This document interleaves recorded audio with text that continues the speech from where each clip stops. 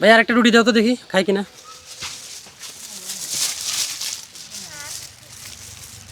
যাও পানিটা দাও।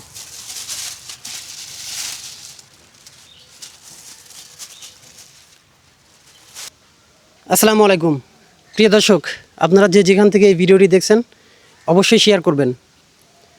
আমি মনে করি এই ভিডিওটি আপনাদের শেয়ার করা উচিত। কেন চলেন এবার আমি আপনাদেরকে বলি। একজন মানুষ সুস্থ স্বাভাবিকভাবে জীবনযাপন করবে তার পরিবার নিয়ে, এটা যেমন তার মৌলিক অধিকার, তেমনি একজন মানুষকে সুস্থ স্বাভাবিকভাবে জীবনযাপন করতে সহায়তা করা এটা আমাদের জন্য মানবিক দায়িত্ব। এই যে আপনারা দেখতে পাচ্ছেন আমার পাশে একজন মানসিক ভারসাম্যহীন একজন মানুষ। কোথায় ওনার বাড়ি, কোথায় ওনার ঘর উনি নিজেও বলতে পারে না।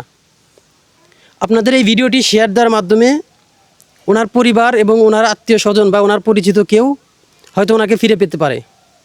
তাই আপনাদের কাছে বিনীত রিকোয়েস্ট করব, এই ভিডিওটি আপনারা বেশি বেশি শেয়ার করবেন, যাতে করে ওনার পরিচিত বা ওনার আত্মীয় স্বজনের কাছে এই ভিডিওটি পৌঁছায়। আর উনি এই মুহূর্তে আছে আমাদের সিরাজগঞ্জের চৌহালি উপজেলার যোধপাড়া নদীর ঘাটের পাশেই, যোধপাড়া নদীর ঘাটেই থাকে। আমি ওনাকে খুঁজতে খুঁজতে একটু ভিতরের দিকে আসছি, একটা বাড়িতে এসে বাড়ির পাশে বসে আছে। উনি কথা বলতে পারে না। এর আগে আমি কয়েকবার দেখছি, ওনার সাথে কথা বলার চেষ্টা করছি কিন্তু কথা বলতে পারে না। আমি অনেক কিছু খাওয়াইছি তাকে, হয়তো মন চাইলে অনেক সময় খায়, না চাইলে খায় না। এখন আবার অনেক দূর থেকে একটা দোকান থেকে রুটি কিনে নিয়ে আসলাম, দেখি খায় কিনা। যদি খায় তাহলে খাওয়াবো এবং কি আরও কিছু দিব। হ্যাঁ,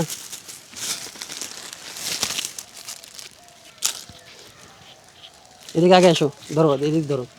ভাইয়া তোমার বাড়ি কোথায়? ভাই দেখি বাড়ি কই ভাই?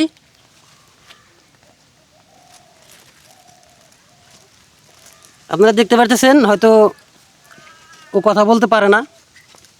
আসলে আই এম নট শিওর ও কথা বলতে পারে কি না।